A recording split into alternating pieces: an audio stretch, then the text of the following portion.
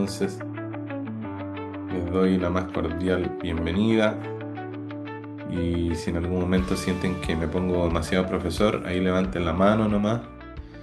Eh, pero estoy acostumbrado a dar clases y no, este es mi primer webinar, así que les pido, yo me voy a relajar 10 segundos, voy a soltar los hombros, voy a aflojar la mandíbula, el cuello y vamos a entrar. Les doy la más cordial y oficial bienvenida a todas y a todos. Hermoso espacio donde vemos 100 personas buscando encontrar algo para nuestra vida. Soy Andrés Yáñez. Gracias por estar. Vamos a comenzar entonces.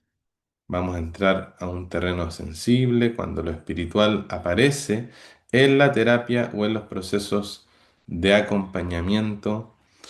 En general no siempre aparece como un emerger pacífico, sino más bien aparece como crisis, como desbordes psicocorporales, como confrontaciones entre deseo y culpa, como vivencias, a veces llamadas noche oscura, como experiencias transpersonales que abren, que atormentan, que asustan, que nos ponen al filo de la navaja entre el despertar espiritual y la locura muchas veces. Y la pregunta clínica no es si eso existe o no, la pregunta es desde nuestra posición cómo acompañarlo sin sofocar la experiencia, tampoco sin elevarla. Hoy sabemos que hay dos movimientos muy usuales que son los elevacionistas de las experiencias espirituales y los negacionistas de las experiencias espirituales. Entonces, la idea es nosotros proponer cómo integrar la espiritualidad, pero sin perder de vista la profundidad clínica ni el encuadre ético. Antes de avanzar, dos simples acuerdos en relación a las preguntas y todo eso. Este es un espacio, digámoslo, de capacitación. Le voy a entregar herramientas prácticas para su vida, para su clínica. Sé que hay muchos psiquiatras, muchos psicólogos, psicoanalistas, muchos terapeutas transpersonales, facilitadores psiquedélicos, chamanes, neochamanes, sanadores varios. Habemos un equipo de más de 100 personas, por tanto, delimitar el encuadre es claro. Esto es un espacio de capacitación, no una psicoterapia ni atención de urgencia, lo digo porque me están enviando preguntas ya y me han enviado al WhatsApp. Por supuesto, si alguien está viendo una situación difícil, por ejemplo, una crisis aguda o varios días sin dormir, conductas de riesgo, o se siente desorganizado o incluso con sensaciones de colapso, eh, les sugiero activar su red de apoyo, buscar a alguien que les pueda ayudar, pero cuidado, que vamos a compartir cosas sensibles y no es como el espacio para abordar las crisis, ¿no? Sino para transmitir algunos elementos que puedan ser útiles. Y segundo acuerdo es que no vamos a buscar transmitir la metafísica correcta, vale decir un dogma ni nada. No es una guerra de cosmovisiones, ¿ya? Porque yo sé que también aquí hay sacerdotes católicos, monjes tibetanos, esoteristas, ateos, y en la casa del Señor son todos bienvenidos. Por tanto, vamos a trabajar con algo más clínico y curiosamente también algo más espiritual. La verdad subjetiva de nuestros pacientes, los efectos en sus cuerpos, en sus vínculos, en el sentido y en la conducta. Entonces, para aterrizar esto, les comparto algo que me encantó. Hice una encuesta, no sé si todos alcanzaron a estar en el WhatsApp que tenemos del webinar, que estoy mandando libros, estoy mandando algunas cosas de repente por ahí. Era en qué parte del proceso nos encontrábamos. Y claro, yo puse en la que estoy atravesando en realidad, que es la alternativa E, pero algunos marcaron, o por lo menos llevó la posta, la crisis de sentido y vacío existencial. En segundo lugar, personas viviendo fenómenos energéticos y espirituales corporales intensos. Luego, conflictos de religión, terapia, culpa, moral. Y luego, como les decía, en el último lugar quedó la alternativa que voté yo, que todo lo anterior y estoy vivo de milagro o gracias a Dios. Eh, y eso es oro clínico porque muestra que la demanda real hoy no es háblame de experiencias de colores o de la experiencia mística como tal, sino que la demanda en la actualidad, hoy, 14 de enero del 2026, la demanda es, podríamos encerrarla en tres puertas principales. Una, el sentido; dos, el cuerpo; y tres, la ley o el orden. Vale decir, en primer lugar, el sentido. No sé para qué vivo. En segundo lugar, lo que pudimos ver en este grupo que está aquí presente es algo pasa en mi cuerpo y no lo controlo o comprendo del todo. En tercer lugar, la ley. Culpa en el sentido psicoanalítico o la crisis neurótica clásica entre el ello, el yo y el superyo, o disyuntivas entre mi fe y mi parte más profunda, ¿no? El pecado, juicio, vergüenza, etcétera. Y recién después, o mezclando todo esto, aparece lo transpersonal. Fíjense, qué interesante haber hecho esa encuesta que va solapada un poquito en broma, pero al último están las experiencias transpersonales. ¿Quién se lo esperaría en un grupo de acompañamiento psicoespiritual? Ya no es la posta o la vanguardia, sino más bien el sentido, el cuerpo y el orden en el mundo. Entonces, voy a tratar de ordenar en este webinar primero el marco y luego esas tres puertas y después la integración de lo transpersonal con criterios claros. Si hacemos este orden, vamos a hacer casi un esquema de laboratorio. Entonces, empecemos a definir qué es lo que entendemos o qué es lo que entiendo primeramente por acompañamiento psicoespiritual. El acompañamiento psicoespiritual es sostener procesos de transformación cuando se moviliza lo sagrado,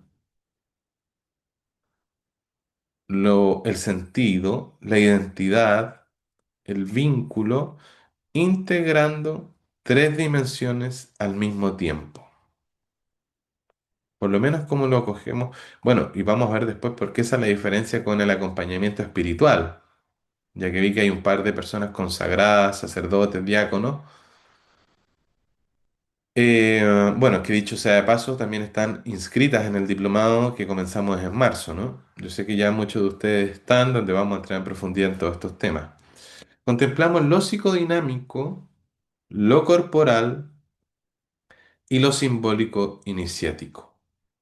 Vale decir, en el acompañamiento psicoespiritual, a diferencia de una terapia convencional, no es embutir la espiritualidad como un adorno o como una ocurrencia New Age. Se trata de reconocer que muchas personas a lo largo de la historia y hasta el día de hoy, la dimensión espiritual es un eje fundamental y está siempre. Incluso vemos en sociología de las religiones que hasta una persona que se autodenomina atea o agnóstica, siempre el margen de referencia es un fenómeno religioso. Por tanto, lo queramos o no, como decía Mircea Eliade, somos entes religiosos, el homo religioso. Entonces, se trata de aceptar una verdad y recuperar lo que la psicología en su origen y etimología contempla. Psique, mente o alma, logía, estudio. Entonces, decir psicología espiritual o psico es redundante, puesto que la misma palabra ya engloba la dimensión del alma. Entonces, se trata de reconocer que una verdad no dicha, alguien tiene que decirla. La dimensión espiritual es fundamental en todo el ser humano, sea creyente o no, y opera como una fuente de sentido en el no creyente de conflicto, de consuelo, de mandato, de terror, y si no sabemos trabajarla, o como lo hace el modelo clásico, solo la patologizamos, o como lo hacen solamente las terapias espirituales, las romantizamos, ambas pueden causar daño. Una de las cosas que dicen todos los alumnos de la escuela de terapeutas es que vivieron procesos terapéuticos donde su vivencia espiritual fue discriminada, reducida, y la persona inadvertidamente se sintió retraumatizada y tuvo que guardar o acomodarse, al igual que en la infancia, a sus padres, ahora al psicólogo que no le gustaba la dimensión espiritual, o incluso que le gustaba pero tenía un dogma, vale decir, el psicólogo era tibetano y miraba de reojo mi fe cristiana, o al revés, era cristiano y trataba de embutirme a la fuerza su fe por yo ser ateo. ¿Me explico? ¿Vamos bien? Ya, excelente, me encanta. Por tanto, mi estilo de acompañamiento psicoespiritual y el que vamos a promover todo el año en los ejercicios prácticos, en la dinámica, en la clínica, en la formación, en los textos, en las supervisiones personales, en los trabajos grupales, es un trabajo de presencia y discernimiento que une la precisión del psicoanálisis iniciático, que es un psicoanálisis que nos lleva a las puertas del camino interior, junto con la sobriedad de las vías tradicionales, llámese sabiduría sapiencial, Sofía Perennis o la unidad trascendente de las religiones. Dicho de otro modo, les voy a enseñar a escuchar el síntoma con el oído de un psicoanalista como una verdad del inconsciente y a la vez vamos a escuchar con el otro oído la experiencia espiritual como un llamado del alma. Vale decir, vamos a ver el síntoma como un pronóstico y un diagnóstico. Vamos a honrar el espíritu con un lente binario, mirando la psicodinámica racional del cuerpo, la historia, pero con el otro ojo vamos a mirar el llamado del espíritu. ¿Ok? Entonces, la experiencia espiritual es un llamado del alma y el síntoma es una verdad del inconsciente solapada, cuidando que ninguna de las dos pase a tapar la otra. Uno de los puntos flacos de la psicoterapia transpersonal es el conocimiento en psicopatología. Muchos de ustedes han estado en retiros conmigo de toma de planta o en la selva amazónica y me han dicho, yo estuve en un grupo espiritual donde convidaban plantas, donde hacían meditación, pero no había integración psicoterapéutica. Y otros pocos me decían, yo estuve en grupos psicoterapéuticos, pero que no se contemplaba la dimensión espiritual.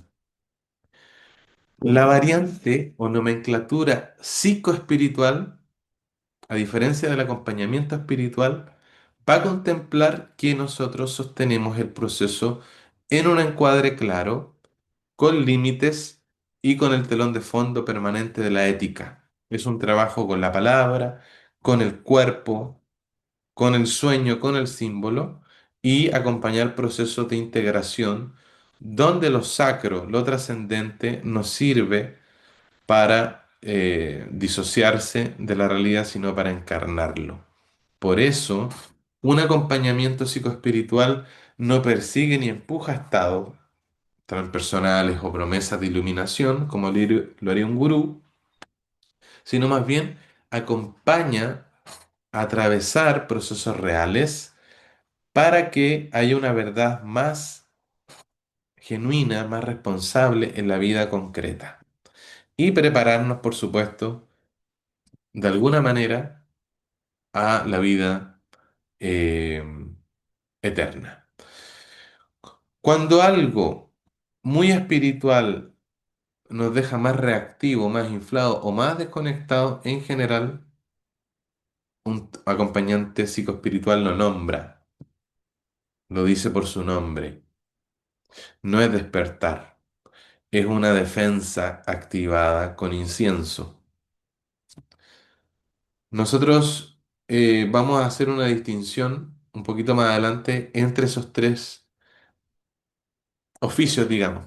El acompañante espiritual, acompañamiento psicoespiritual y la terapia transpersonal. Ahí tenemos a mi querido Claudio Naranjo. Esta frase inauguró el instituto y de hecho el mismo Claudio estuvo, por ahí está la conferencia en YouTube. Antes de morir, vino por última vez a Chile a darle el puntapié inicial a la escuela de psicoterapia. Por eso les envié el libro Entre Meditación y Psicoterapia y estoy buscando el libro Ayahuasca, la enredadera del río celestial, que también escribió Claudio.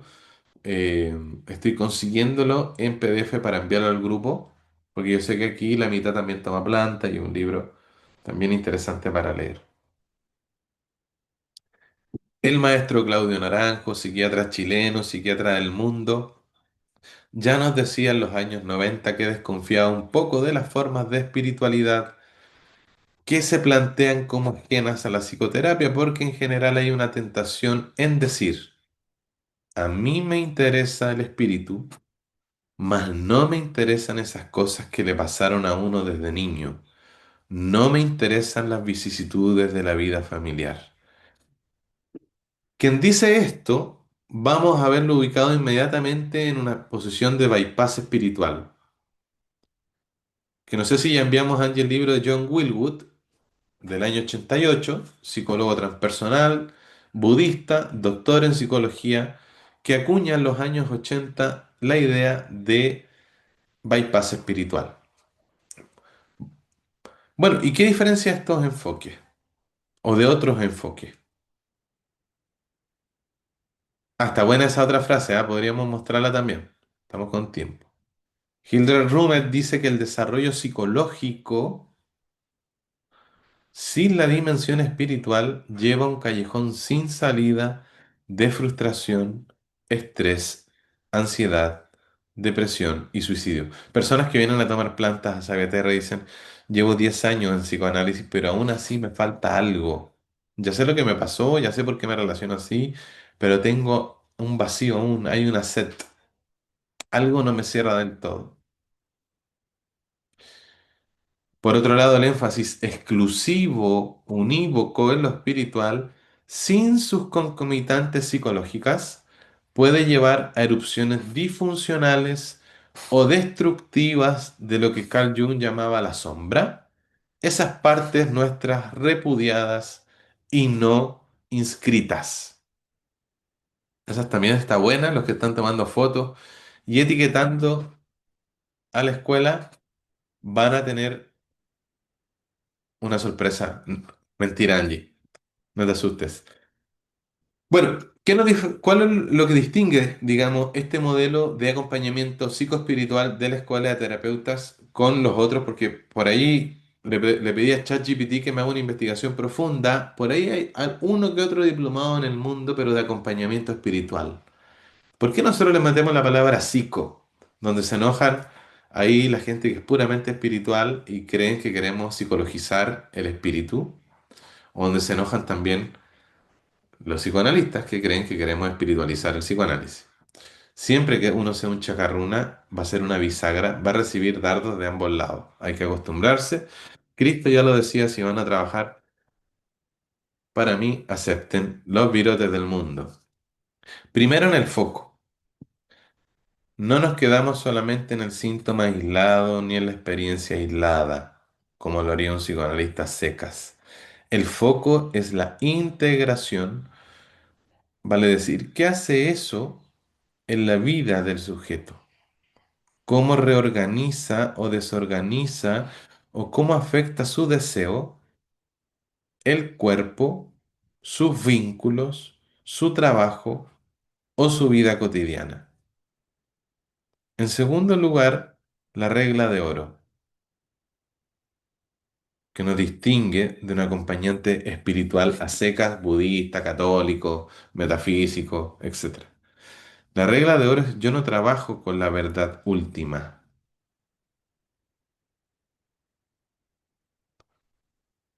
Yo no trabajo con la verdad última de la experiencia.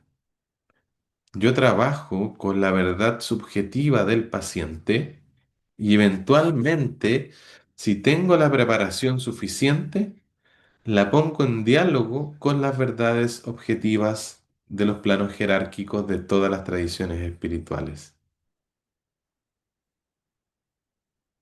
¿Me explico? Cuando vemos la realidad cosmoteándrica, el diálogo entre lo horizontal de la cruz y lo vertical, las verdades subjetivas del paciente. Yo quiero que ese árbol sea verde, porque en mi ideología yo pertenezco a un partido político que dice que ese árbol en realidad es rosado. Y yo lo declaro así, mi percepción dice que es rosada. Y de repente estudiamos todas las tradiciones espirituales, tiene una experiencia mística y la voz con mayúscula le muestra que ese árbol en realidad no es rosado, es verde. ¿Qué hacemos con eso? Ese encuentro entre lo subjetivo de mi propia verdad y la verdad con mayúscula es lo que haría un terapeuta de acompañamiento psicoespiritual con mención en perennialismo, por decirlo de algún modo, ¿no? Cada uno podrá elegir su mención después, católico, budista. A mí me acomoda más el perennialismo porque así puedo trabajar con pacientes con todos los gustos o todas las devociones, ¿no? Ortodoxo, eh, islámico, sufi, etcétera. Entonces esa es la regla de oro. Yo no trabajo con la verdad última de la experiencia, sí conozco la unidad trascendente de las tradiciones, algo que converge con todas. Entonces yo no pregunto si eso es real, como debatiría un metafísico a secas, sino más bien pregunto qué lugar ocupa eso en tu vida, te abre o te cierra, te confronta o te increpa, te ayuda o no te ayuda, te vuelve más responsable o más grandioso, te conecta o te aísla. Y eso es profundamente lacaniano, no negar el misterio, es ponerlo a trabajar en el campo del sujeto.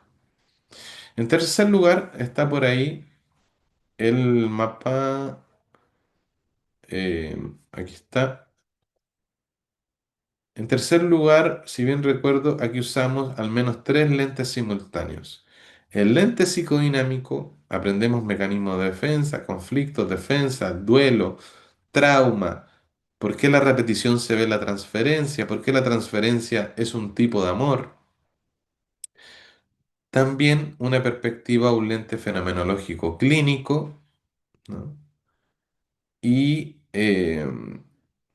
¿cómo se llama? Un lente iniciático perenne. Hay procesos humanos de umbral, de desidentificación, de muerte simbólica, etcétera, que muchas tradiciones lo han descrito por los siglos de los siglos, y la clínica lo ve cuando el yo ya no alcanza a contenerse ni a contener lo que está emergiendo.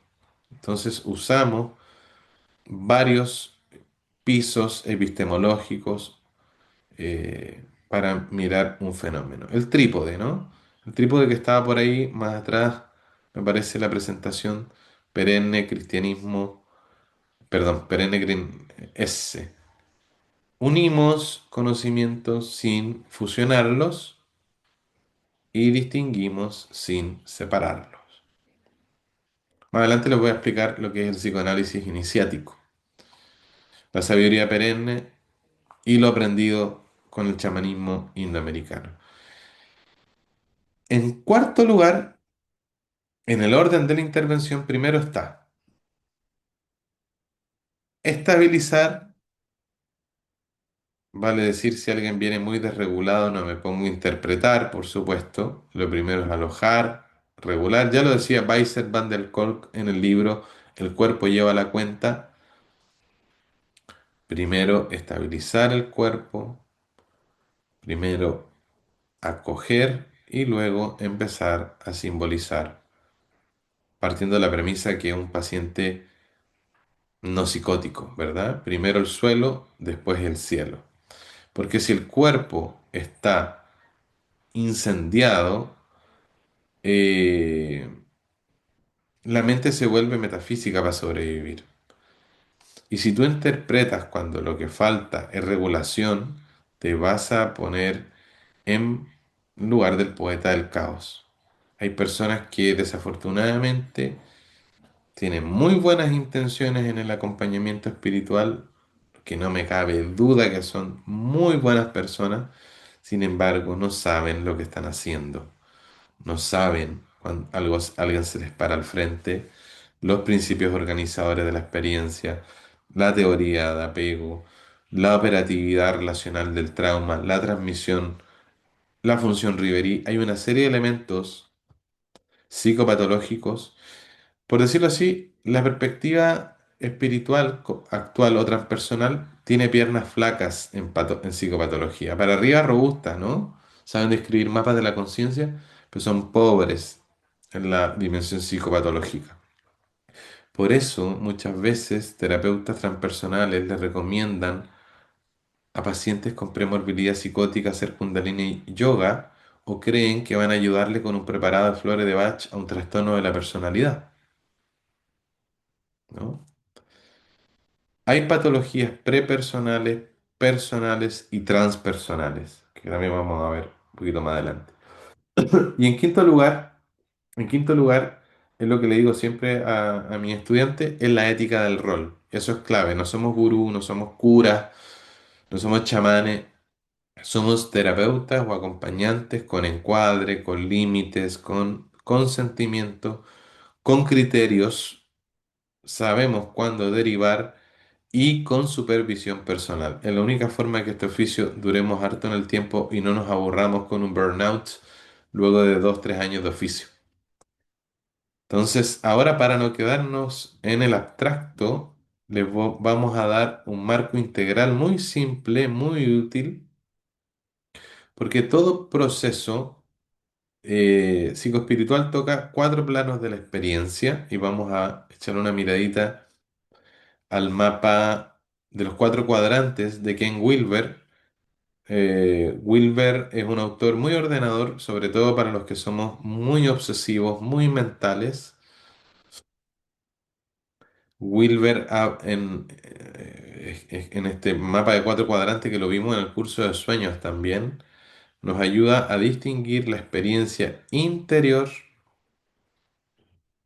con sus significados, con sus emociones, con sus símbolos, cuerpo. Ahí está Wilber, parece un marciano, ¿no? Le llaman el Einstein de la conciencia. ¿Por qué? Porque se leía un libro al día durante 30 años. En el libro Gracia y Coraje, donde da cuenta de su único amor, ¿no? Que luego de casarse muere de cáncer fulminante su esposa y él ahí ya parece que quedó un poco traumado y bueno. Es uno de los grandes teóricos de la conciencia. Un gallo que realmente es un muy, muy buen aporte, fue transpersonalista, después abandonó la psicología transpersonal y creó el modelo integral.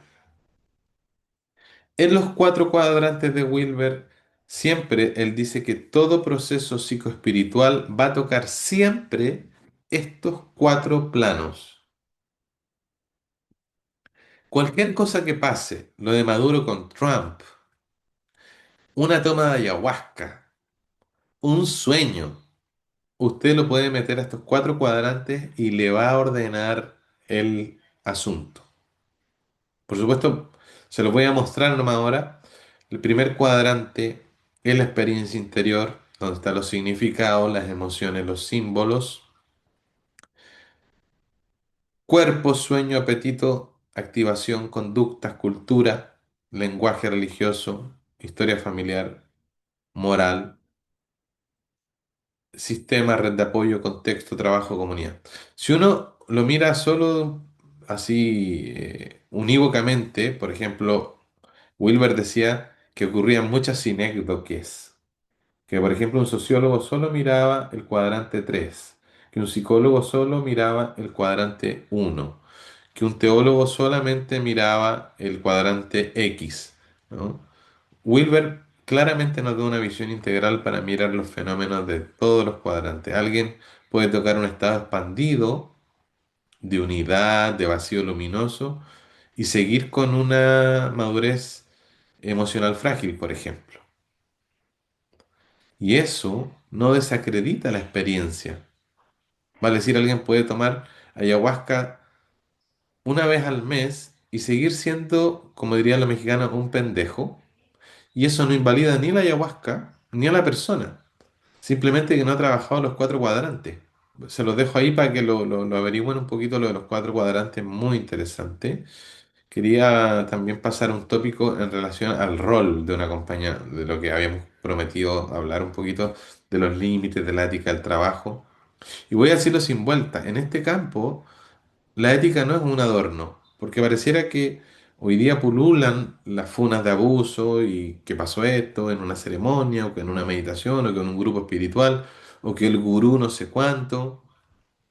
Y la ética es el corazón, es el motor de todo proceso de acompañamiento. Sin ética, la ética también nos va a marcar una impronta en el encuadre, en nuestro modo de trabajar. El encuadre, el estado interno, psíquico del terapeuta, que contiene las partes locas del paciente. Entonces, eh, la idealización, por ejemplo, que moviliza dependencia, y la dependencia rompe el juicio, y así se van constituyendo estos abusos sutiles que van dejando o personas inadvertidamente. Me parece que hay un libro muy bueno que Martín nos tiene que comentar pronto a Daniel Shaw, Las relaciones de sometimiento y subyugación. Hay un libro que vemos en la formación que se llama Narcisismo traumático traumatizante. Muy buen libro, donde Daniel Shaw era un artista medio hippie que pertenecía a grupos espirituales y empezó a notar situaciones raras de abuso, de sometimiento, que pasaban muy inadvertidas. Y él después estudió, se formó y, y se dio cuenta qué es lo que ocurría ahí. Entonces, el rol del acompañante en su ética es sostener un encuadre donde la experiencia pueda ser pensada, donde la experiencia pueda ser alojada, donde la experiencia del paciente pueda ser sentida, encarnada, sin que yo me convierta en autoridad espiritual del paciente. El manejo de la transferencia es clave.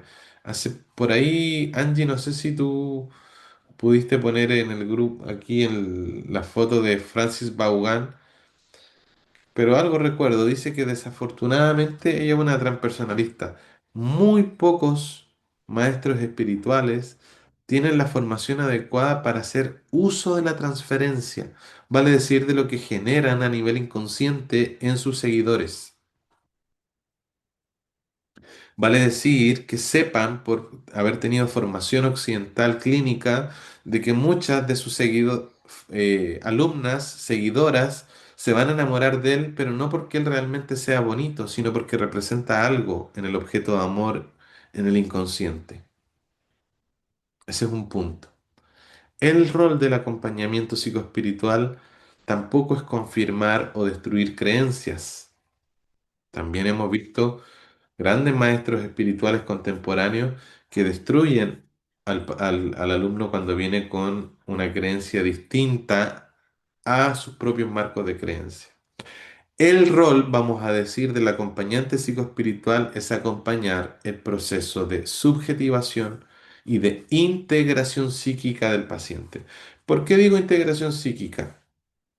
Porque muchas veces uno puede ver cuerpos grandes, pero personas con muy poco desarrollo psicológico. El desarrollo psicológico no tiene que ver con la edad, no es un estado cronológico, es un estado del psiquismo. Un buen acompañante psicoespiritual va a detectar inmediatamente cuando una persona tiene poco desarrollo psicológico. Que tenga más o menos desarrollo psicológico no significa que sea más buena o más mala persona, no tiene que ver con la moral, ¿no? Tiene que ver con crecimiento psíquico. ¿Qué límites concretos van a sostener el rol del acompañamiento psicoespiritual? Tenemos por ahí, primero, el consentimiento explícito. Algo como podemos incluir esta dimensión espiritual en el trabajo desde tu experiencia, pero lo vamos a hacer cuidando tu salud mental.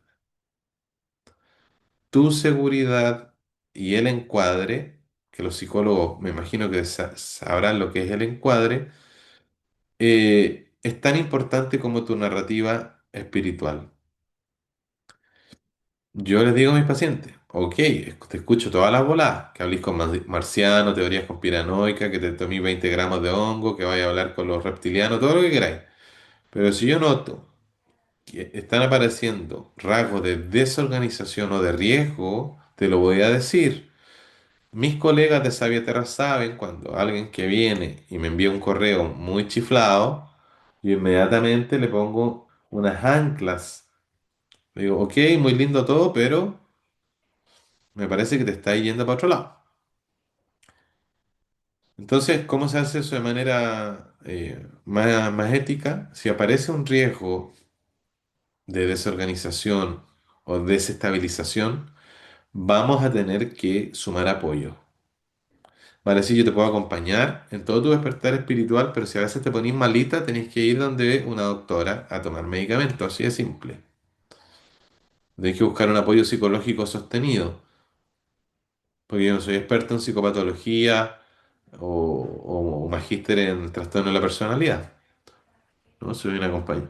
Como decía nuestra querida Pole Mayorga, yo atiendo hoy a personas que están como yo o un poquito mejor. Tengo que saber reconocer también mis límites, ¿no? Que a veces cuando uno se dedica al acompañamiento psicoespiritual, usa una capa de Superman y a veces nos terminamos tropezando con ella y nos caemos fuerte. En segundo lugar, competencias y derivación. Si hay banderas rojas, inmediatamente se deriva o se coacompaña con red profesional. No se juega a sostenerlo todo. No soy mamá Oclo, que puedo tomar a todos en mis brazos y llevarlos por el camino de los senderos de flores. Eso es narcisismo. El Salvador es una figura peligrosa. Por ahí decía un cura amigo, el único Salvador que hubo murió en la cruz, no necesitamos otro. Si algo se complica, sugerencia con derivación, ¿no? No hacer intrusismo y a buscar por ChatGPT que haría un psiquiatra en mi caso. Eso no es ético. En tercer lugar, evitar, y si lo hay, conversar, y lo vemos mucho, a mí me toca, es una de las cosas más ingratas de ser psicoanalista y curandero, que yo no le puedo decir a mi grupo de amigos o de trabajadores, vayan a tomar otro lado, porque si no vamos a tener doble rol, ¿no? Un doble vínculo. Es muy difícil en este caso en particular de ser curandero, pero por eso digo que es algo que yo estudio mucho y siempre lo observo y siempre lo converso con mi equipo. Porque en general, ¿no? Aquí no todos son curanderos y psicoanalistas. Hay que evitar el doble vínculo. Miren qué se los dice. Alguien que tiene muchos dobles vínculos. Pero por algo se lo digo, evítenlo. Si tú haces terapia, no hagas de guía espiritual en paralelo con el mismo paciente. Así de simple. Y si yo convido plantas, idealmente que alguien de mi equipo haga la integración y no yo mismo. Porque la transferencia se contamina. No es bueno que yo sea psicoanalista y chamán de la misma persona, a no ser que presente mi encuadre como un acompañamiento psicoespiritual dentro de un cierto marco delineado y claro, ¿no? La mezcla de roles se vuelve un caldo de dependencia. Cuarto lugar, para ustedes, colegas de acompañantes psicoespirituales, en la supervisión. En este campo, la contratransferencia se prende, se mueve, hay miedo, hay ganas de enseñar, hay ganas de corregir, hay ganas de tener razón, hay ganas de decir al paciente, abre los ojos. Hay ganas de decir al paciente, te lo he dicho 20 veces, entiende. Hay ganas de decir al paciente, no te quiero atender. Algo que en sus orígenes el psicoanálisis era una ley, el trípode. formación clínica, terapia personal, supervisión, nosotros lo sugerimos encarecidamente. Nosotros sin ser un instituto reconocido por el ministerio y que da esos certificados tan valiosos del ministerio, recomendamos encarecidamente que todos los terapeutas tengan su terapeuta y ojalá espacios de supervisión.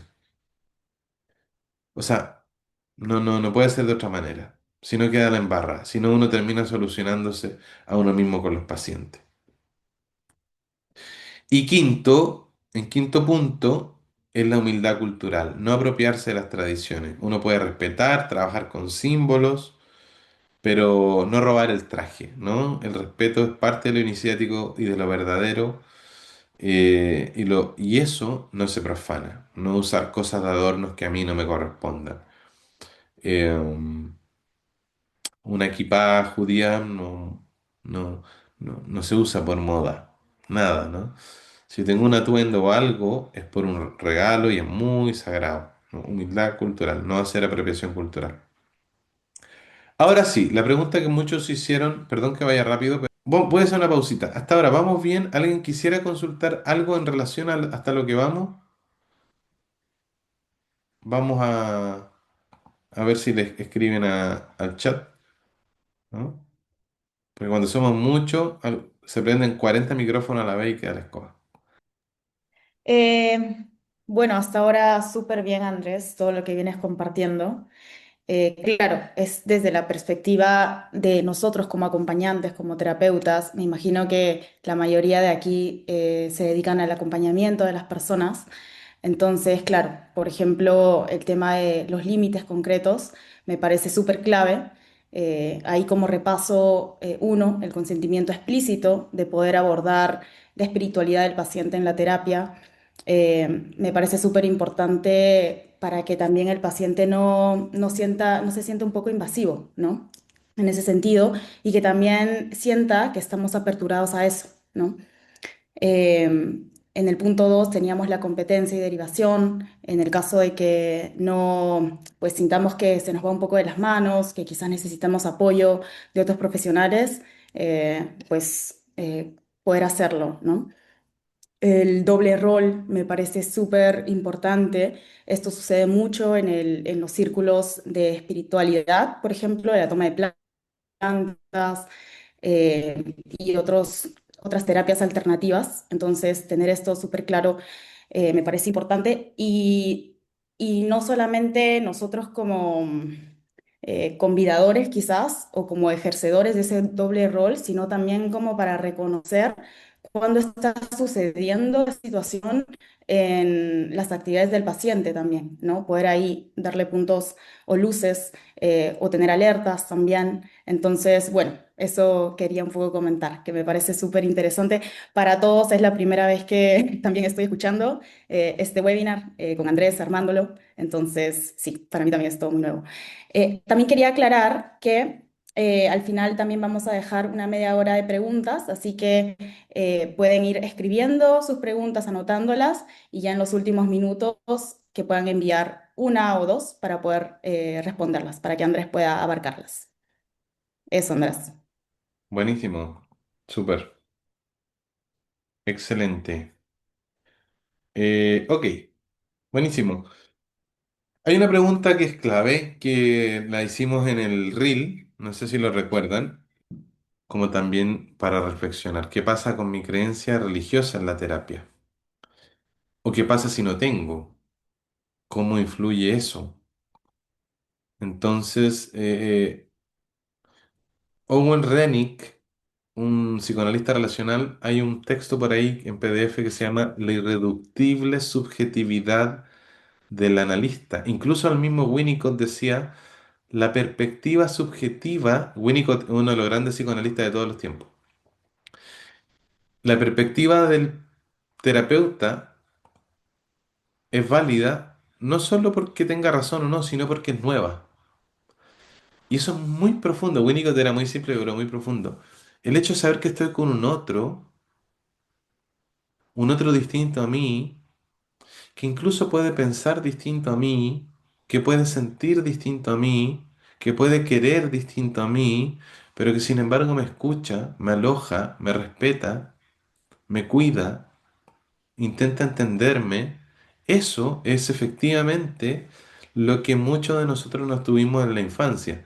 No es por azar que estamos acá, que nos metimos en estas cosas, ¿no? Alguien que esté pleno, realizado y en una faceta de iluminación prebúdica, no estaría en este tipo de espacio. Nosotros estamos acá porque tenemos algo en común. ¿Qué es lo que nos ocurrió en la infancia? Ausencia de sintonía. Nuestros cuidadores carecían muchas veces de sintonizar, de meterse en la misma longitud de onda de un niño y leer, tantear, modular, decir la palabra justa en el tono preciso, achicarse, suavizar.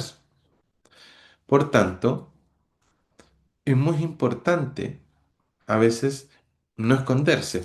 Renick dice, no tenemos dónde escondernos. La gente nos sigue por las redes, la gente sabe que a mí me gusta la U de Chile, saben que voté por los... saben que soy católico, saben que convivo ayahuasca. Es bueno a veces que lo sepan. En general, es distinto al psicoanálisis clásico que dicen que uno tiene que esconderse un poco en la nada, ¿no? Ojalá no tener objetos en la consulta y prácticamente ser una esfinge y que el paciente no sepa nada de nosotros y que si lo encontramos en el ascensor ni siquiera saludarlo, no tenernos redes sociales ni nada. Es una idea un poco obsoleta. Freud, cuando se hablaba de abstinencia y neutralidad, se refería a otra cosa, abstinencia de meter al paciente en mi propio juego y abstinencia de tener un vínculo que no sea el terapéutico. En realidad lo que quería decir es no se acuesten con el paciente. Y neutralidad no es no ser cordial, ¿no? Entonces, aquí no existe la neutralidad absoluta, existe la responsabilidad propia por la propia, valga la redundancia, posición. La fe o no fe, o el agnosticismo, incluso el ateísmo, todo entra, aunque sea por la puerta trasera. Usted tenga, sea del Islam, sea budista, sea el del Camino Rojo, o crea en los marcianos o en la Virgen de no sé dónde, eso va a entrar por la puerta, por la ventana o por alguna parte a la terapia. Por eso es importante primero aceptarlo. Y eso nos lleva a un concepto subrayado y destacado. Lo voy a prestar el destacador. Destaquen este concepto. Ética, sobriedad. ¿Por qué hay que ser sobrio? Porque si no ya estoy evangelizando, si no ya estoy bofeteando, si no ya puedo estar retraumatizando. Les voy a dar cuatro escenarios prácticos. Uno, si el paciente tiene fe y yo no. Hagamos cuenta de ese caso. Traten de imaginar, pónganse en el papel de un supervisado o de ustedes. Yo sé que muchos de ustedes son ateos. El paciente que tiene fe y el terapeuta que no, por ejemplo. Después vamos a ver el otro, ¿no? Y yo tengo fe y el paciente no. Primero vamos a ver este. El paciente tiene fe y yo no tengo fe. El riesgo es minimizar. A un amigo hace poco le ocurre eso. Un buen psicólogo transpersonal, con un background más o menos, un psicólogo transpersonal de envergadura y con mucho trabajo espiritual, por vicisitudes de la vida necesitó terapia y salió muy retraumatizado. Y decía, bueno, eso de cuando tú hablas de tu fe y esas cosas es para minimizar angustia. Lo mató. Sin querer lo mató. Entonces, el riesgo de minimizar o traducirlo todo o psicologizar todo o ridiculizarlo sin querer. Mi propio analista lacaniano, cuando yo le hablaba de las tomas de planta, me decía, y cuando usted toma esa, ¿cómo era? La aguayasca, me hacía así como, ese gestito me estaba ridiculizando y me estaba agrediendo inadvertidamente. Por fortuna, yo entendía esta lógica, ¿no? Por tanto, ¿qué nos vamos a recomendar? Donna Orange. Destaquen esto también. Hospitalidad. En el libro El rostro del desconocido que sufre, nuestra querida Donna Orange habla de la hospitalidad clínica. Sandra Braucher también. Lo vamos a revisar el tercer mes del diplomado. ¿Qué es miércoles la hospitalidad? Yo no necesito creer lo mismo para hablar del lenguaje del paciente. Puedo decir, no necesito compartir tu fe para respetarla. Me importa mucho cómo te sostiene, cómo la vibras, cómo te cuida, ¿no? Incluso la envidio un poco. Yo no tengo esa fe tan poderosa, ¿no? Trabajamos con tu relación con Dios, tal como tú la vives, no como yo creo que se vive la relación con Dios. Incluso si yo soy acompañante psicoespiritual, en ese escenario tengo que ver y trabajar la relación de Dios como tú lo vives, aunque teológicamente estés equivocado, tal como tú la vives, como vínculo, como ley, como consuelo, como conflicto. Y eso es la variante clínica. Por eso el acompañamiento psicoespiritual y no acompañamiento espiritual a secas. Eso abre la clínica, eso abre la transferencia, mantiene el encuadre y mantiene la dignidad del paciente. En segundo lugar, vamos a ver otro ejemplo. Perdón que vaya tan rápido. Ahora me doy cuenta que he avanzado muy poquito y nos queda muy poquito tiempo para variar, ¿no? Dos, yo tengo fe y el paciente no. Ese es un segundo caso arquetípico que vemos en la supervisión de acompañamiento psicoespiritual. ¿Cuál es el riesgo acá? El riesgo de moralizar o evangelizar de forma elegante como quien solo sugiere algo. Por ejemplo, yo tengo fe, estoy hablando de un ejemplo hipotético, tengo una fe católica tradicional, así muy pechoña. Llega un paciente y me dice, hola Andrés, te quería hablar de, tengo conflicto con mis tres vínculos, mis tres novias están teniendo problemas entre ellas porque yo tengo una relación no monógama eh, y yo le pongo así como cara de indignado, como que si estuviera viendo un pecador y al demonio detrás del. Y ahí la clave es la abstinencia espiritual. Así como hay abstinencia en la técnica pura, hay abstinencia de imponer mi cosmovisión o mi teología. Muchas veces resulta que la persona poquito a poco se va interesando también por dialogar con las leyes verticales. Pero en un comienzo, si yo le digo, pero ¿cómo tiene tres novias? Eso es pecado mortal, no entrará en el reino de los cielos. Ese paciente se va. Y lo que estaba haciendo ahí era otra cosa, no acompañamiento psicoespiritual. Podríamos decir que mi postura personal no es el centro acá.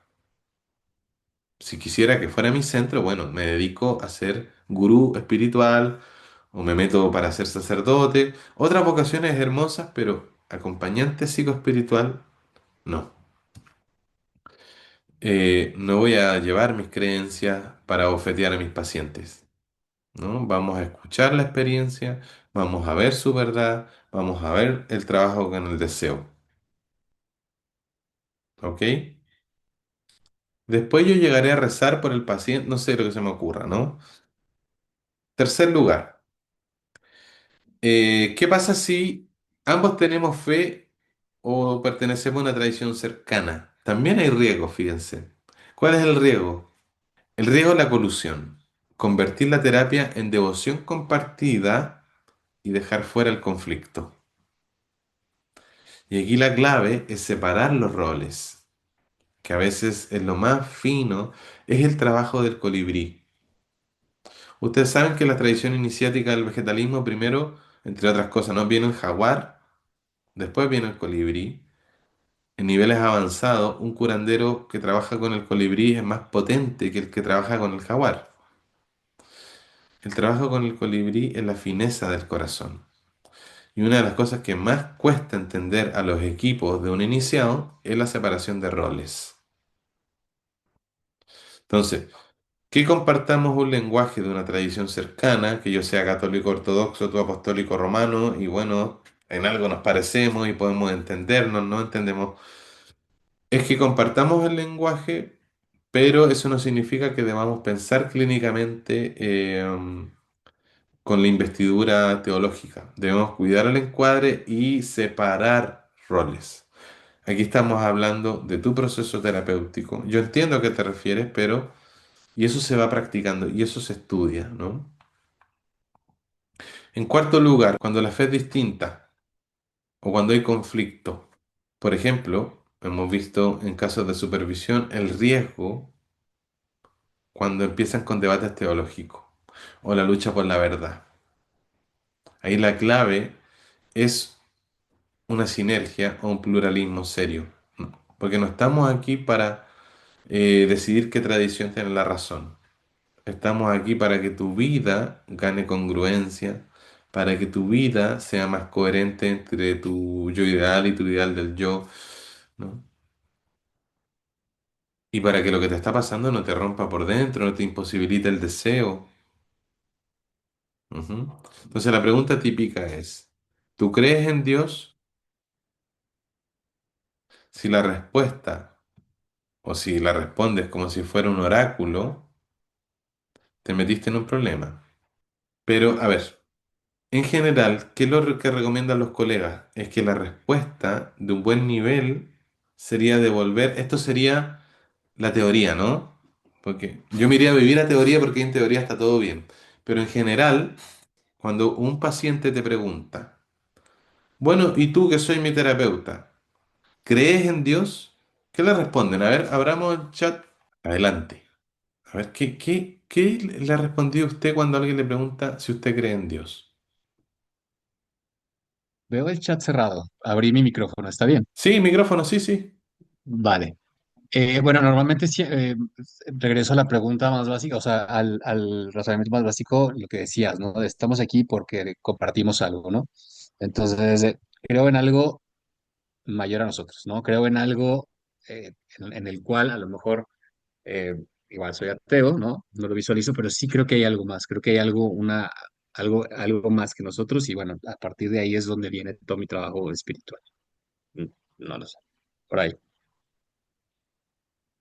Ya. Ahora, cuando un paciente pregunta, ¿crees en Dios? No está haciendo una encuesta teológica, está hablando de él y no de ti. Está tanteando el eje, ¿no? Esta transferencia. Entonces Dios ahí está como un significante mayor, no como un concepto.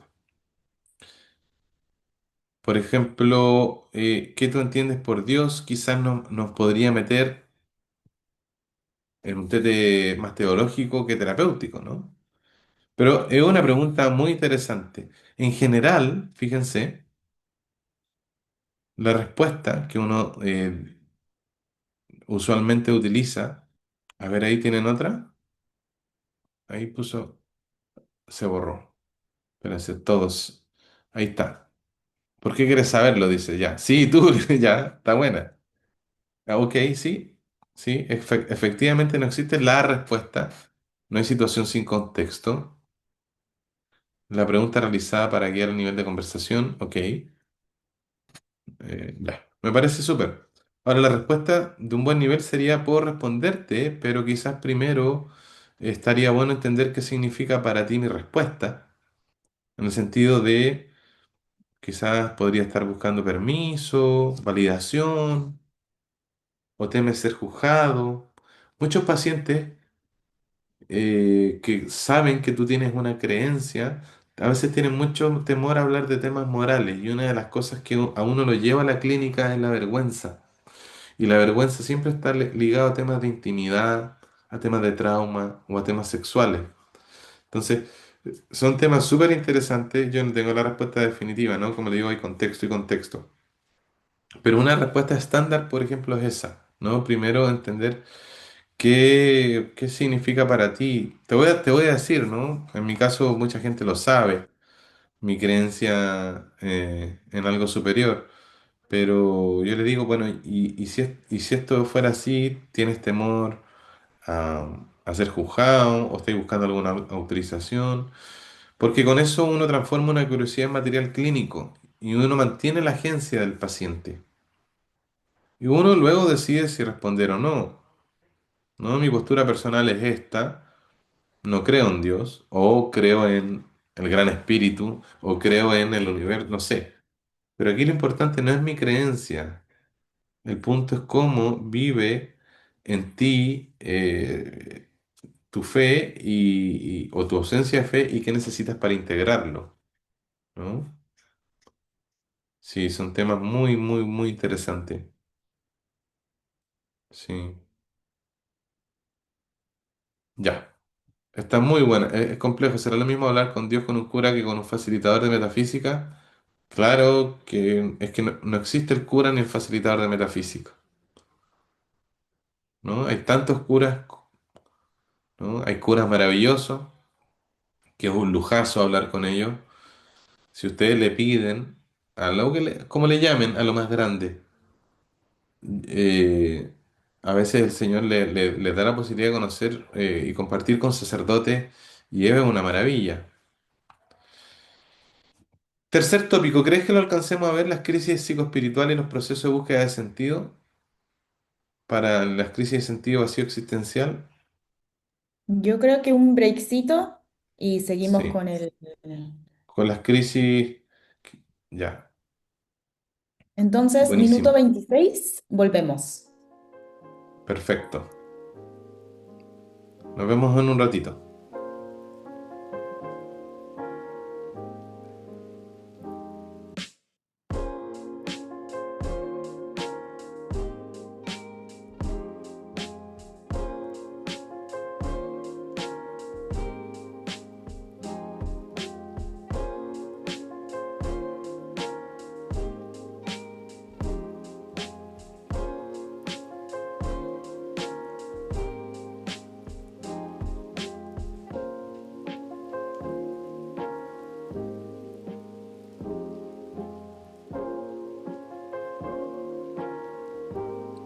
Ok, vamos a pasar al tercer tópico que tiene relación con la encuesta que hicimos. Por eso incluimos una varita de las crisis psicoespirituales en el proceso de búsqueda de sentido. Y volvemos a lo que marcó como número uno la encuesta, ¿no? De la crisis de sentido, el vacío existencial. La terapia existencial, a diferencia de la terapia psicoespiritual, contempla algo que voy a dejar así superficialmente por hoy, que es la distinción entre la angustia mística y la angustia existencial. Bueno, la crisis de sentido no es una pregunta filosófica, si más bien a nivel psicológico o a nivel psicoespiritual la contemplamos como una caída del mundo, es cuando se nos rompe el guión de quién éramos en el mundo, es una ruptura del Dasein, diría Heidegger. Eh, Se cae el guión, quién soy, para qué, de qué vale. Y en la clínica, que es la clínica del mundo contemporáneo, hace 10 años era la clínica de la identidad y hace poco, fíjense, en un congreso de psicoanálisis que estuvimos el año pasado, en la clínica del desamparo, la clínica del vacío y la clínica de la soledad. En la clínica que asistimos hoy, el vacío puede ser una depresión, un duelo, un trauma, un colapso del falso self o también un umbral genuino, un umbral donde el sujeto ya no puede seguir viviendo la vida que estaba viviendo, la falsificaba y puede advenir a algo más. Y la tarea es súper delicada porque justamente a estas personas no precisan que uno le rellene la vida con eslogans o con frases de psicología positiva o de coaching. Y en general no es bueno tampoco confundir el acompañamiento con la motivación. En general, Donald Winnicott, que es uno de los autores preferidos, nos enseñó algo esencial en la clínica del vacío existencial, en la clínica del desamparo. Cuando falta el sostén, el sujeto cae Y esa caída al vacío, a veces esa crisis de sentido, que es prácticamente el derrumbe del falso self, duele, pero es real, pero es verdadero. Por tanto, una de las distinciones que se propone es que ese vacío que llama y el vacío que apaga podamos ordenarlo dentro de esta lógica, como acompañantes psicoespirituales.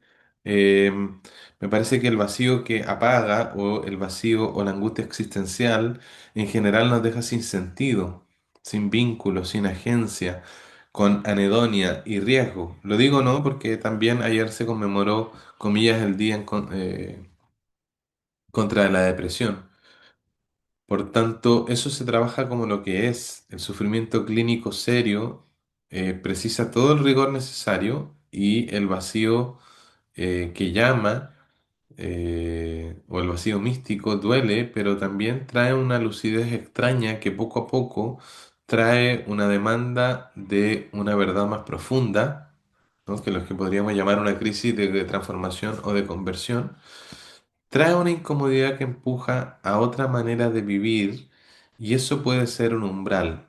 Como decía Carl Gustav Jung, después de los 40, una terapia sin espíritu no nos sirve y en términos simples es la angustia existencial. Un existencialista seca dices, no entiendo la vida, qué atroz, qué asco, qué terrible, qué horror. La angustia mística dice, qué terrible, no entiendo nada, pero qué maravilla también, ¿no? ¿Qué hacemos concretamente cuando alguien está ahí? Primero, el holding. Anoten ese concepto también. Ahí va el destacador. Pum. El holding. Lo que te pasa, aquí cabe. Es que, Andrés, tengo un problema que no te puedo explicar. Stan Grof, padre de la psicología transpersonal, psiquiatra checoslovaco, decía que cuando uno está al borde de un cambio grande, fenomenal, tiene la sensación psicológica de estar al borde de un precipicio y de caer a un abismo de enormes proporciones. Lo que necesitamos en ese momento es un otro que esté bien puesto en su eje, que haya trabajado lo suficiente su angustia y conozca los estados de profundidad y no se conmueva en querer asfixiar nuestros síntomas con técnicas supresivas, eh, con cosas raras, con menjunje, no sé, y tenga las agallas de alojar y ser una buena barriga para hacer un riverí, para algo fuerte, pero algo que ya ha atravesado, ¿no? Vale decir, en primer lugar, cuando alguien en la clínica del vacío, el concepto holding, sostén, Winnicott es clave. Lo que te pasa, aquí cabe. Andrés, que algo que no me he atrevido a contarle a nadie, cuéntalo acá.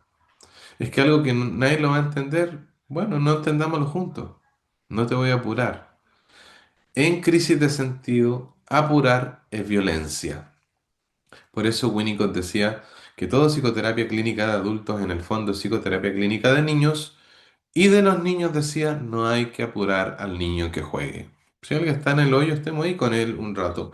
A veces lo único que necesitaba una persona suicida es que alguien lo alojara sin decirle la frase tóxica, positiva, pero todo va a estar bien, mañana será otro día. Nah. Una vez llegué así donde mi analista y le dije, oye, pero es que la vida es una mierda. Me dijo, toda la razón, compadre.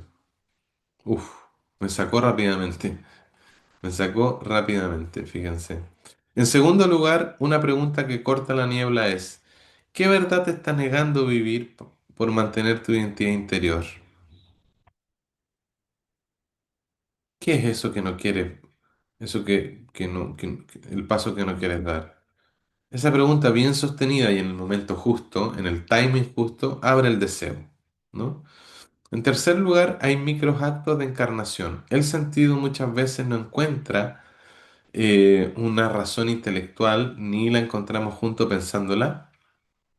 Se encuentra básicamente obedeciendo una pequeña verdad. Vale decir, si hoy puedes encontrar sentido, que 1% de verdad podrías hacer esta semana. Un borde, un coto, una conversación, un límite, un paso hacia la coherencia, un acto pequeñito de reparación. Y la vida en general responde cuando la persona deja de mentirse, cuando deja de arrancar. Eso se llama psicoanálisis de acotar el goce, ¿no? Vamos a ver en el diplomado la diferencia entre placer y goce. Pero en general acotar el goce es detener a voluntad el circuito rápido. Tengo un conflicto en mi casa, tomo el auto, la carretera y me voy a la cantina, pausa. Sostén 5 minutos la angustia. Bueno, y aquí una frase que a veces ordena todo, ¿no? En crisis de sentido la pregunta es, o más bien no es, ¿qué significa la vida? Sino más bien, ¿qué vida estoy dispuesto a vivir sin traicionarme? Repito, una frase muy ordenadora en la crisis del vacío que marcamos por paliza en la encuesta es ¿qué vida estoy dispuesto a vivir sin traicionarme? Déjenla anotada por ahí. En el próximo webinar me, me traen respuestas. Eh, bueno, tengo que serles fiel. El segundo punto que ganó en la encuesta son los fenómenos psicocorporales espirituales intensos. En ese cuarto tópico que vimos en el afiche, pero que la vida real suele aparecer antes que lo transpersonal bonito, eh, es que el acompañamiento psicoespiritual empieza por el sistema nervioso, no por la explicación. Y eso se contagia. Eso en nuestro propio sistema nervioso corregulado. Es la transmisión implícita que hablan los maestros espirituales. Es la transmisión de cerebro a cerebro derecho que dicen los psicoanalistas contemporáneos. Es la corregulación psicobiológica que habla la teoría polivagal del trauma. A veces, una corporalidad con aflicciones de despertar de Kundalini, con infestación espiritual, con temblores raros, muchas veces, tanto el exorcista como el acompañante psicoespiritual o como el chamán trabaja todo esto en su propia corporalidad. Recibe los impactos de esas energéticas o esas protoemociones no elaboradas en su propio cuerpo, las digluta y las devuelve de manera elaborada al paciente, al consultante.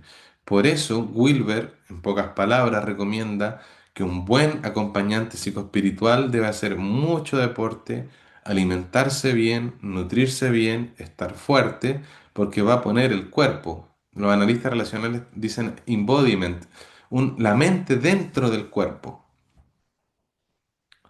Bueno, temblores, vibraciones, hormigueo, llanto, hipersensibilidad, despersonalización, todas esas cosas las vamos a sentir. Muchos alumnos nuevos, acompañantes psicoespirituales, después de sus primeros pacientes, tienen dolores de cabeza, vomitan, tienen diarrea, porque empiezan a darse cuenta que estemos a distancia o presencial, hay un cuerpo que se conecta con el del paciente, este en China y el otro en Chile, y ese cuerpo está mapeado por las tradiciones y se llama cuerpo energético. Claro, lo primero que tenemos que hacer con un paciente que nos diga que está desregulado, que está mal, que está viendo ataques psíquicos o lo que sea, es sugerirle a la familia que le ayude a descansar. Regla simple, si la persona no está comiendo bien, no está durmiendo bien, no hay integración, no hay proceso de terapia. Alguien no va a poder pensar bien así. Es mejor hasta cancelar muchas veces. Si alguien lleva varios días sin dormir, primero se trabaja el sueño, la rutina, reducción de estímulos, red de apoyo, punto. No hay iniciación que sobreviva a privaciones de ese estilo. Onda, intervención concreta, exhala, descansa, inhala, baja los estímulos, camina, come, duerme, hidrátate y veámonos mañana, ¿no? Sugerirle que ponga límites a prácticas intensas por un tiempo. Volver al cuerpo, grounding, ¿no? El cuerpo es el recipiente del espíritu. Y si el recipiente está quebrado o fisurado, lo sagrado se va a volver invasión. No necesitamos más meditación ni apertura cuando la estructura está agrietada. Acompañar es cuidar el recipiente. Por eso, ahora, el otro gran núcleo que sale en la encuesta es el conflicto de la religión con la terapia y la culpa o la moralidad. Ese es un territorio muy interesante que discutió el pastor evangélico y teólogo Oscar Fischer con Freud. Su gran amigo, el único amigo que tuvo Freud hasta la muerte se llamaba Oscar Fischer. Y decían, bueno, ¿eso es Dios o es el super yo? La pregunta clásica de la culpa neurótica. Yo voy a distinguir tres cosas. La culpa ética, la culpa neurótica y la vergüenza.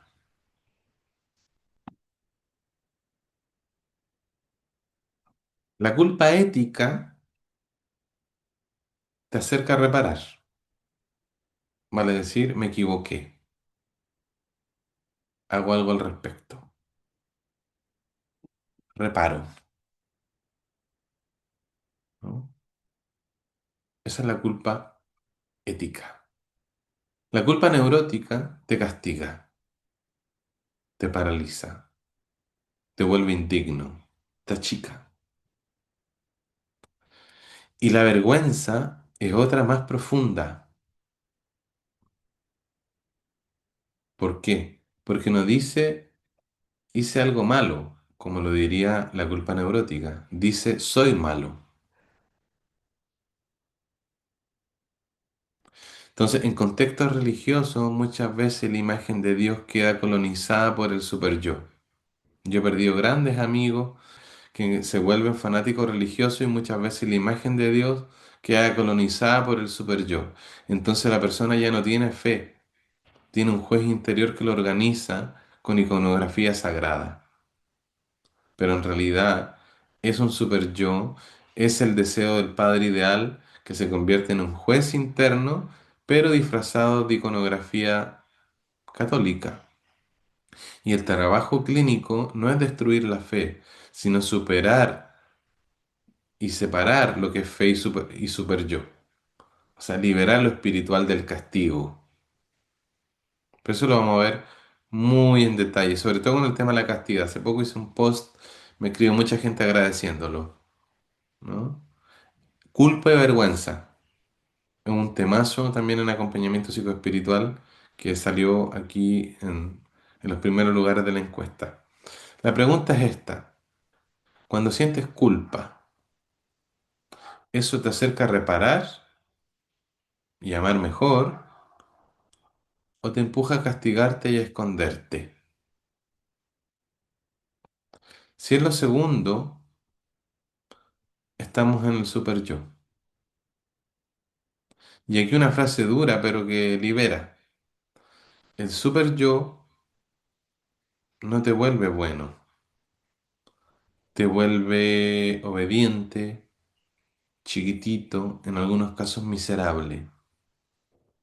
Y eso se trabaja en acompañamiento psicoespiritual, interpretando, desarmando y devolviendo a responsabilidad, pero sin látigo. Si hay algo que reparar, se repara. Y si lo que hay es castigo inútil, se interpreta. Y esa sola distinción puede cambiar la vida de alguien que tenga voluntad para verse con sinceridad.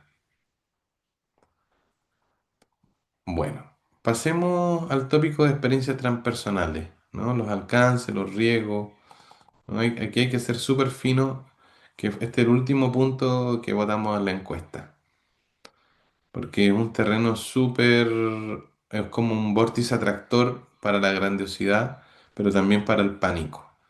Las experiencias, las peak experience, experiencias transpersonales, pueden abrir la unidad, la compasión, resignificar duelo, reordenar valores, todo lo que ustedes quieran. El famoso sapito, el bufo alvario, ¿no? Pero también pueden disparar inflación espiritual. También pueden disparar bypass espiritual. También pueden desorganizar al yo. También puede generar confusión con manía o psicosis, especialmente cuando hay alguien privado de sueño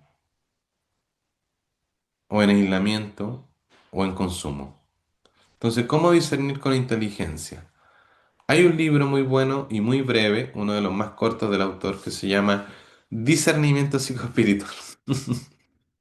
Se lo recomiendo, viene muy de cerca. Es un libro muy simple de leer y, y está ahí. Ahí vamos a dejar el link. Échenle un vistazo. ¿Dónde profundizamos en este tema? ¿Cómo hacemos discernimiento con inteligencia? Yo uso una matriz muy simple en mi cabecita. Dos ejes, integración versus desorganización. Y expansión genuina versus defensas primitivas y bypass. La expansión con integración, vale decir, cuando yo tengo una experiencia profunda, meditando, rezando, con MDMA o un momento mori, realmente, integradamente, si tengo una psicodinámica adecuada y un buen entorno, eso me va a generar más humildad, más coherencia, más capacidad de amar, más responsabilidad, mejores vínculos con la realidad. Y la gente lo va a notar. Hay gente que va a decir, hoy está ahí un poquito cambiado, está ahí un poquito más flexible. O sea, no es un piropo cuando alguien te dice, hoy está ahí igual que hace. Ojalá que sea físicamente, solamente digo yo. ¿No? Está igual que hace 5 años, Andrés. Ojalá que solo sea físicamente, en el sentido de la arruga y todo eso. Ojalá que psicológicamente siempre esté mutando, siempre me esté regulando, siempre esté, ¿no? Esa es la expansión con integración, humildad, coherencia, perdón, capacidad de amar, responsabilidad, mejor contacto con la realidad. Y hay una expansión que es con desorganización. Gente que tiene experiencias caóticas o experiencias con plantas y mucha apertura, pero sin un sistema que ayude a metabolizar, que te haga que se note en tus vínculos, la persona queda con insomnio, rara, confundida, sin suelo, con ideas mesiánicas, tiene poca red, no dosifica. Y esa desorganización con pérdida de juicio de realidad son banderas rojas. Y aquí hay que ir viendo, ¿no? Ir derivando, ir diciéndole a la persona, sabes que yo en realidad, yo te puedo seguir acompañando, pero con más aterrizaje que despegue, ¿no? Entonces la expansión aparente con defensa es cuando ocurre el famoso bypass espiritual. Todo es amor. No, no te frustres, no, no. Yo no tengo ego. Yo soy el más espiritual de todos. Esos que se ofenden con furia, ¿no? O esa típica, yo trascendí esto, pero nunca lo he visto pedir perdón. Entonces ahí la tarea es trabajar con la sombra, ¿no? Ahí viene lo psicoterapéutico, lo psicoespiritual, ¿no? Ver qué onda con los afectos, las verdades emocionales, etcétera. Las banderas rojas, y con esto ya vamos terminando, banderas rojas y dicha con respeto, cuando alguien lleva tiempo sin dormir, con delirios rígidos, ¿no? Soy del ejido, me di cuenta que vengo a despertar conciencia, que soy un ser. Mucha visión con olor a alucinación de objetos internalizados, medio mesiánicos, o apariciones imperativas, ¿no? O desorientación marcada, o deterioro brusco del funcionamiento, ¿no? Mucho acting. Borro mis redes, abro mis redes. Claro, ahí lo ético es proponer una red y evaluación clínica. Porque acompañar no es confirmar la narrativa, acompañar es proteger la vida y reconstruir la realidad compartida. Y con este discernimiento, la integración se va a volver en un arte concreto, ¿no? Entonces, como en un protocolo simple, en las experiencias transpersonales es primero estabilizar sueño, cuerpo, rutina, límites de estímulo, luego cartografiar. Si la persona está un poquito tocada, hablar con la persona más cercana a la figura de apego, idealmente con la misma persona, ¿no? ¿Cuándo empezó? ¿Qué lo gatilló? ¿Qué prácticas hacía? ¿Cómo siente el cuerpo? Si la persona no está en condiciones de eso, vamos al psiquiatra. Mientras menos acortemos la brecha, eh, Un brote puede parecerse mucho a un despertar espiritual, pero cuando una persona no tiene estos criterios, es mejor acortar la brecha. A veces un antipsicótico es rápido. Luego discernir función y riesgo. Si la persona está bien y puede reportar qué le pasa, de cuándo, qué es lo que ocurrió, es preguntarse para qué habrá aparecido esto ahora, ¿no? ¿Qué lo habrá abierto? ¿Para qué será, no? Y luego empezar a simbolizar, ir poniendo palabras, imágenes, un diario ahí es bueno llevar dibujos. A veces hay cosas que mejor son más fácil simbolizarlas. Una carta de la experiencia, etcétera. No reducirlo a psicología barata, pero tampoco elevarlo a que, oh, ¿no? Que romantizar toda experiencia espiritual. Y luego integrar actos concretos. De todo ese vapor de una experiencia con ayahuasca o con él, tiene que caer una gota, destilar una gota en el plano físico. Y si eso no ocurre, mejor no vaya de nuevo a un oráculo. Los oráculos se enojan. Oráculo de Delfos, ¿no? Entonces, ya. La clave iniciática es toda experiencia verdadera pide encarnación. Toda experiencia verdadera, psicoespiritual alta, pide encarnación. Si no se encarna, hay un riesgo de inflación o de rotura. Vale decir, el criterio final no es lo espectacular de la vivencia, es la calidad de vida que queda después de eso. Aterrizar todo esto. Vale decir, cuando alguien lo logra todo y cae en vacío, aquí el error es motivado o espiritualizado. Miren, ¿saben dónde hay más puntos de esto? En el libro La búsqueda del ser, el último que enviamos. Pero yo creo que tenemos que llegar hasta aquí por el tema de las preguntas y las respuestas. Sí, tenemos que llegar hasta acá. Pero la brújula para las experiencias transpersonales, seguridad primero,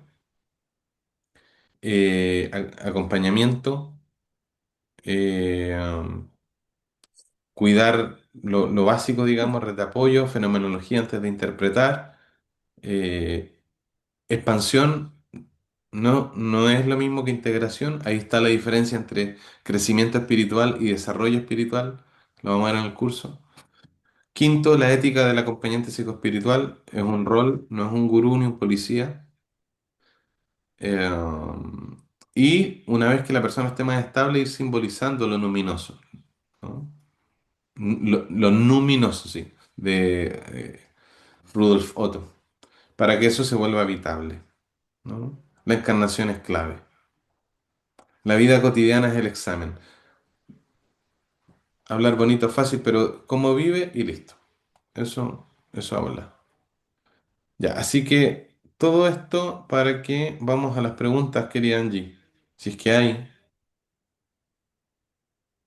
No, sí, estoy segura que deben haber varias. A ver, no sé si la puedan enviar por el chat para poder O si, seleccionarla. o si alguien Ujú. la quiere decir, Ujú. no sé si mostramos el de la diferencia entre acompañamiento espiritual a seca y No, ese eso. faltó. Lo voy a compartir. Ah, Pero me quedo dando vuelta porque eso me parecía súper bueno. no, sí, está buenísimo.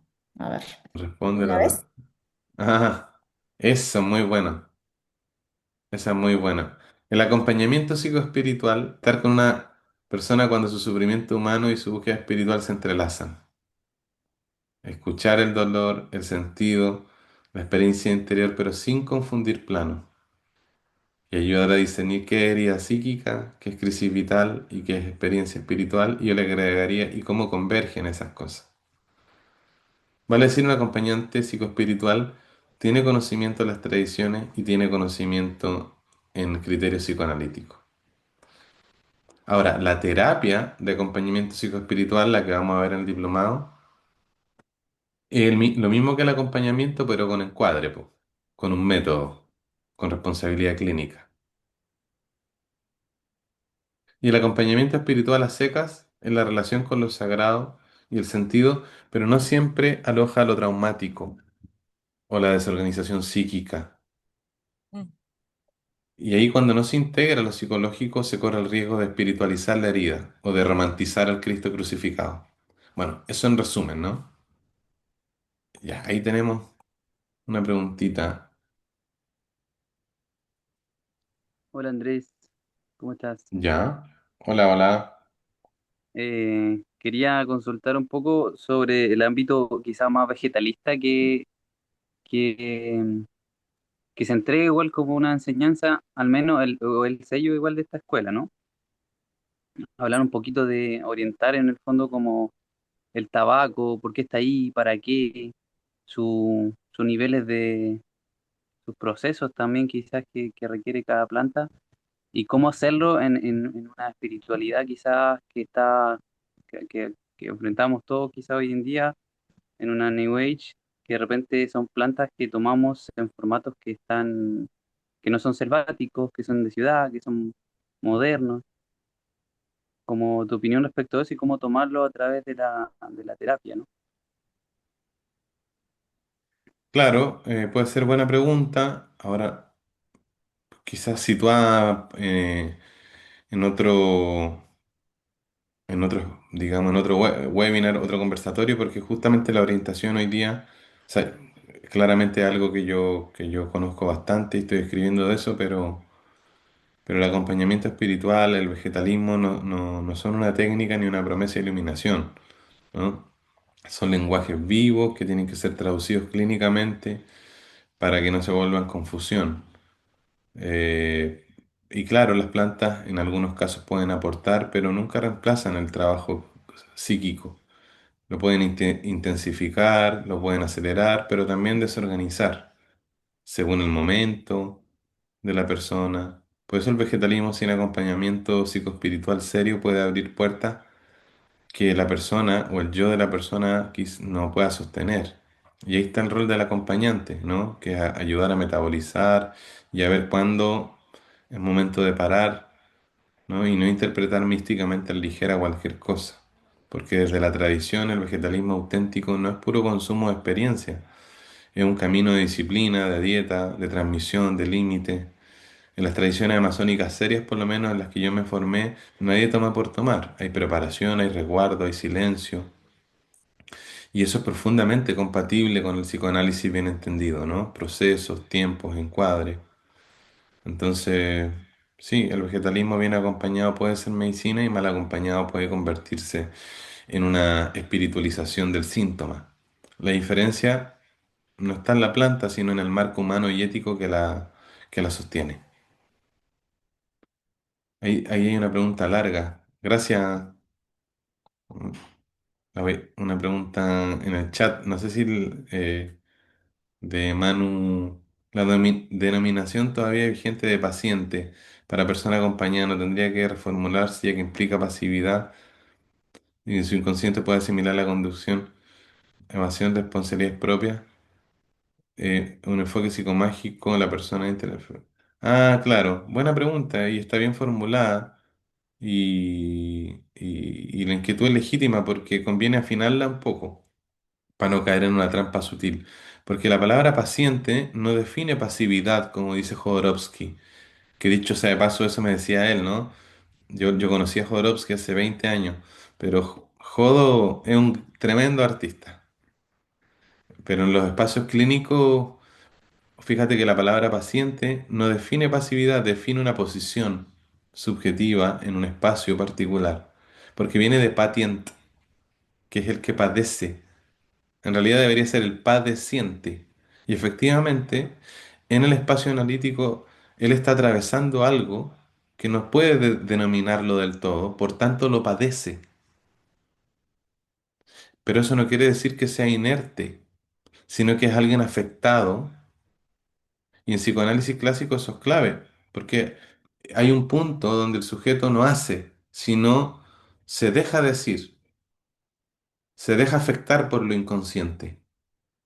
Entonces el problema no es el término, sino cómo se usa y desde dónde se acompaña. El paciente puede volverse dependiente, pero también un consultante o un participante o un viajero espiritual. O sea, cambiar el nombre no garantiza un cambio de estructura. ¿Eh? Yo no tengo problema en decir mis pacientes. Incluso en el curso vemos la diferencia entre consultante, paciente y analizante, ¿no? Entonces cambiar de nombre, si te queda más cómodo a ti, pero está bien.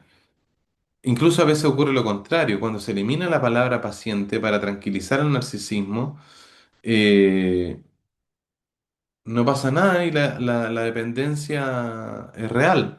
Incluso a veces es necesaria la dependencia. Fíjate, Winnicott lo explica muy bien por qué. Dicho esto, tu intuición es muy fina y buena. En el acompañamiento psicoespiritual, la persona no es pasiva, aunque ocupe la posición de paciente, pero es responsable de su trabajo, de sus decisiones, de lo que hace con lo que emerge. Nadie sana porque otro le hace algo, ¿no? El acompañante no cura. En este espacio, nosotros ofrecemos un marco, presencia, discernimiento.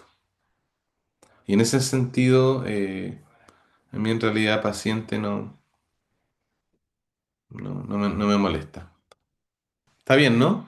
Oye, cualquier consulta, mándenmela por escrito al correo y les voy a responder solo una vez. ¿Por qué? Porque a veces yo respondo cuando me envían. Respondo y respondo bien, pero después me envían otra y ya se convierte en otra cosa y después como no le respondo me empiezan a decir, ah, Andrés, te creí el hoyo, el qué. Sí, pero es que ahí ya se convierte en otro. Entonces, me puedes preguntar una pregunta bien hecha y bien y se la voy a responder. Pero después si empiezan con otra, bueno, ya ahí es momento de pedir hora. Y pueden pedirle hora a la Angie o al Martín, que estudian conmigo hace hartos años y son buenos acompañantes porque también quizás esto les puede abrir las ganas de abrir un proceso.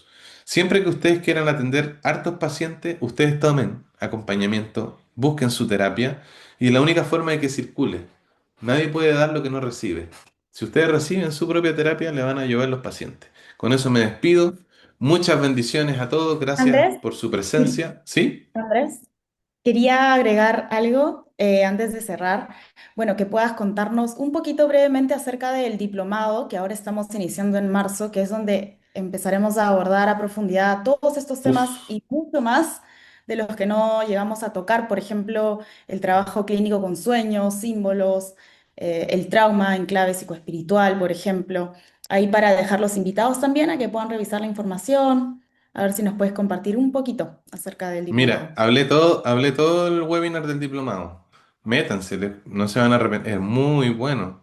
Tenemos Mm, entrevistas personales incluidas, tenemos trabajo grupal, es online. Y ahí mm. se inscriben, claro, ahí escriben a la Angie y bueno, les mando el libro de discernimiento psicoespiritual de regalo. Ya, con eso me voy. Cuídense mucho, Súper, muchísimas gracias a todos por participar. cuídense, un gustazo. Muchas Cuídense. gracias a ti también por moderar, Angie, y No, a gracias ti, a todos Andrés. por su Muchas gracias. presencia, por el tiempo y por poner tanta atención y tantas personas. Así que muy bacán, muchas gracias, cuídense mucho, nos vemos la próxima.